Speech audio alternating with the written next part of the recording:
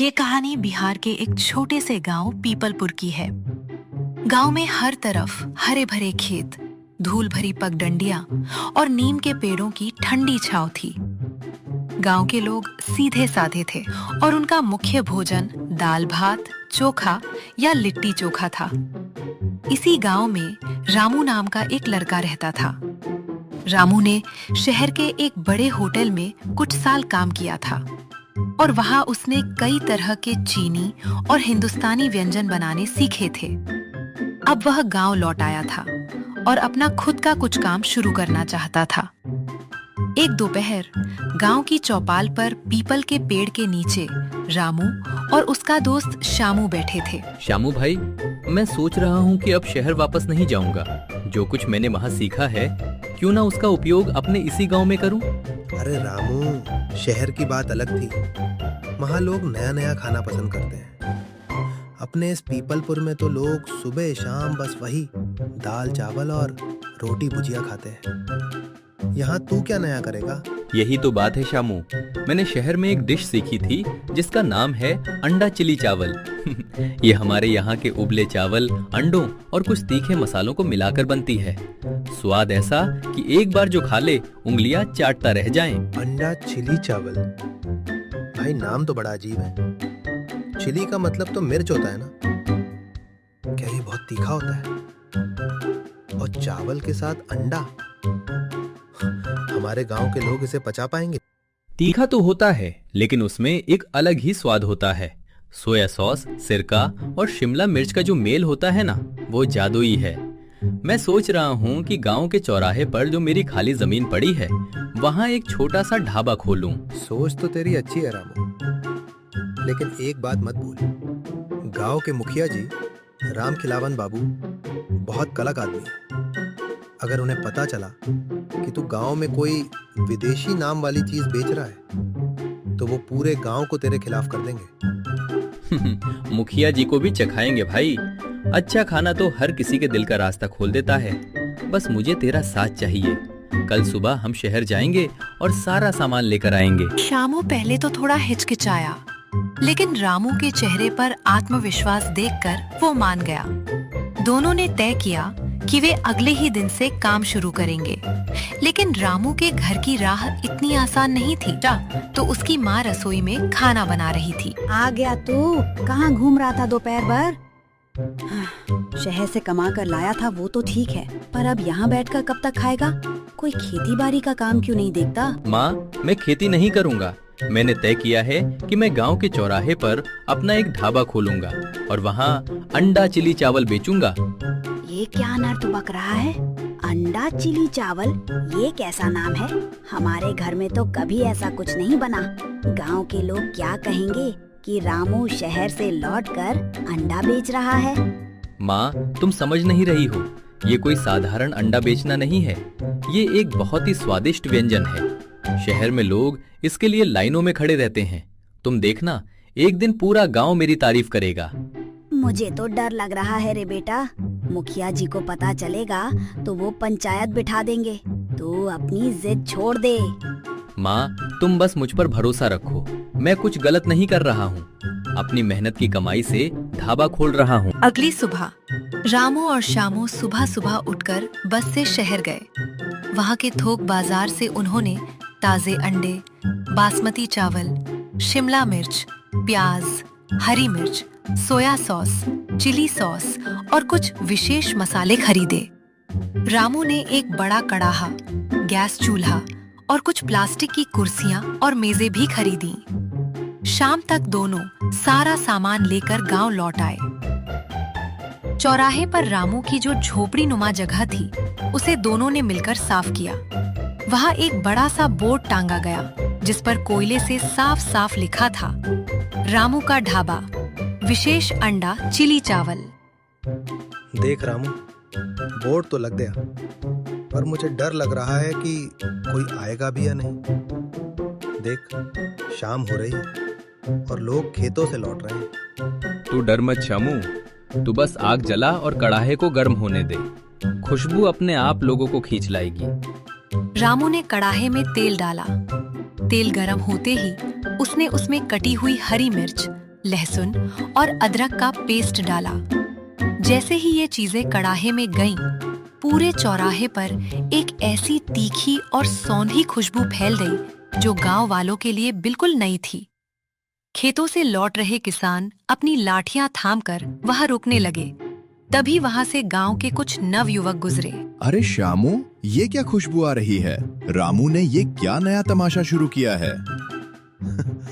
तमाशा नहीं है भाई, ये शहर की मशहूर डिश है, अंडा चिली चावल। रामू खुद अपने हाथों से बना रहा है। बैठो, तुम लोग पहले ग्राहक बनो। अंडा चिली चावल? भाई नाम तो बड़ा भारी है, एक प्लेट लगा ही दे, जरा देखने तो सही कि शहर वाले क्या खाते हैं। बैठिए भैया, अभी 5 मिनट में गर्मा गर्म तैयार करता हूँ। रामू ने फुर्ती से कड़ाहे में कटी हुई शिमला मिर्च और प्याज डाले। उन्हें तेज आंच पर भूनने के बाद उसने एक कटोरी में 3 अंडे फोड़े और कड़ाहे में डाल दिए। अंडों को मसालों के साथ अच्छी तरह मिलाने के बाद उसने उसमें पहले से उबले हुए खिले खिले बासमती चावल डाले। ऊपर से सोया सॉस की कुछ बूंदें और लाल चिली सॉस डाला। कड़ाहे से उठते धुएं और सॉस की खट्टी तीखी खुशबू ने वहां खड़े हर व्यक्ति के मुंह में पानी ला दिया। रामू ने प्लेट में चावल निकाले और ऊपर से हरी प्याज छिड़क कर उन नौजवानों के सामने रख दिया। अरे बाप रे, ये स्वाद तो कमाल का है। तीखा भी है, थोड़ा खट्टा भी है और चावल एकदम मुलायम है। हाँ भाई, ऐसा स्वाद तो मैंने कभी नहीं चखा। हमारे घर के दाल चावल इसके सामने कुछ भी नहीं है। रामू, तूने तो कमाल कर दिया। शुक्रिया भाइयों, ये तो बस शुरुआत है। आप लोग रोज आइए, आपको हर दिन ऐसा ही स्वाद मिलेगा। देखते ही देखते पहले ही दिन रामू की सारी प्लेटें बिक गईं। गांव के युवा लड़के इस नए स्वाद के दीवाने हो गए। अगले 3-4 दिनों में रामू के ढाबे पर शाम को भारी भीड़ जुटने लगी। लेकिन जैसा कि शामू ने डर जताया था, ये खबर गांव के मुखिया रामखिलावन बाबू के कानों तक पहुंच गई। मुखिया जी पुरानी परंपराओं के पक्के थे और उन्हें गांव में किसी भी तरह का विदेशी या नया बदलाव पसंद नहीं था। एक सुबह जब रामू अपने ढाबे की सफाई कर रहा था, तभी मुखिया जी हाथ में अपनी भारी लाठी लिए मूंछों पर ताव देते हुए वहां पहुंचे। उनके पीछे गांव के 2-3 बुजुर्ग भी थे। मुखिया जी का चेहरा गुस्से से लाल था। रामू, ओ रामू, बाहर निकल। ये क्या अधर्म फैला रखा है तूने हमारे पवित्र गांव में? प्रणाम मुखिया जी, आइए बैठिए। क्या बात हो गई? आप इतने गुस्से में क्यों हैं? गुस्सा ना हो तो क्या आरती उतारूं तेरी? ये क्या बोर्ड लगा रखा है तूने? अंडा चिली चावल? ये चिली विली क्या होता है? तू हमारे गांव के बच्चों का धर्म और भ्रष्ट कर रहा है। विदेशी खाना खिलाकर उनकी आदतें बिगाड़ रहा है। मुखिया जी, इसमें कुछ भी गलत नहीं है। ये बस अंडा और चावल है, जिसे थोड़े अलग तरीके से पकाया जाता है। हमारे गांव के लड़के इसे बहुत पसंद कर रहे हैं। चुप रह, तू मुझे सिखाएगा कि क्या सही है और क्या गलत? हमारे पूर्वजों ने कभी ऐसा खाना नहीं खाया। ये सब शहर की गंदगी है जो तू यहाँ ला रहा है। मैं इस ढाबे को बंद करने का आदेश देता हूँ। आज शाम को चौपाल पर पंचायत बैठेगी, वहीं तेरा फैसला होगा।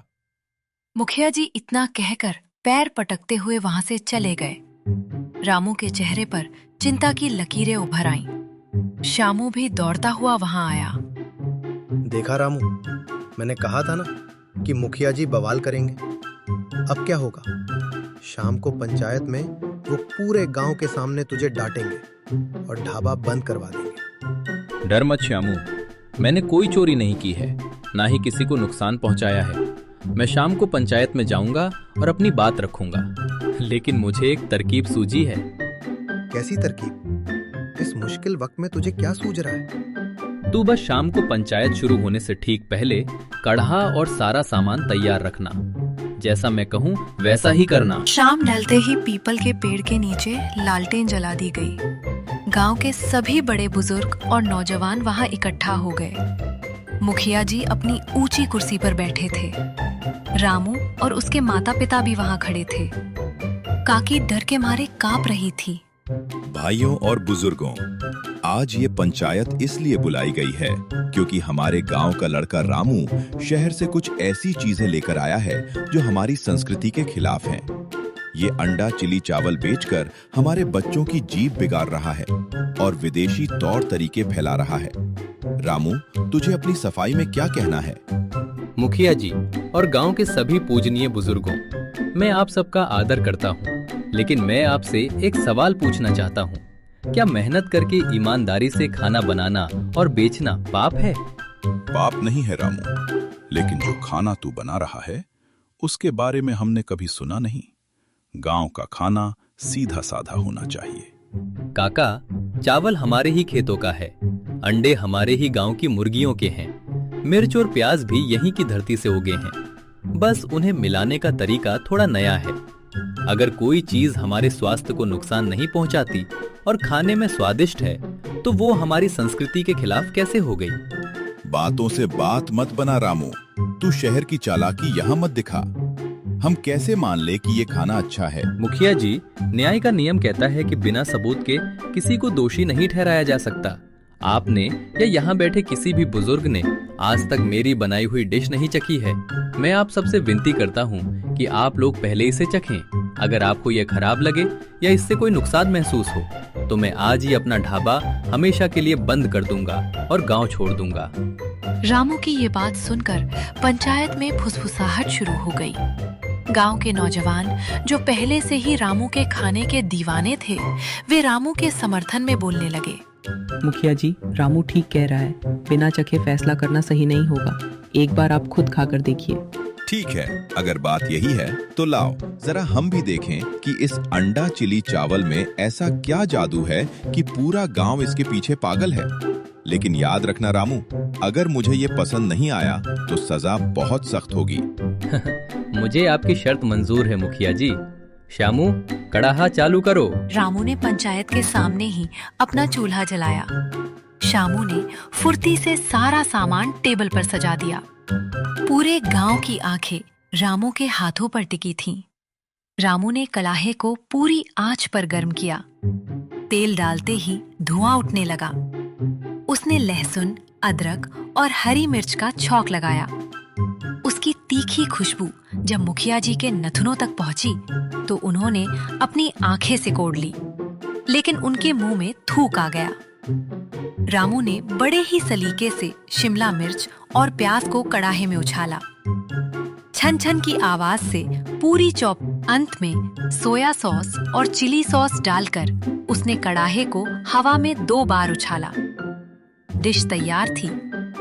रामू ने एक साफ पीतल की प्लेट में गर्मा गर्म अंडा चिली चावल निकाला और चम्मच रखकर मुखिया जी के सामने मेज पर रख दिया।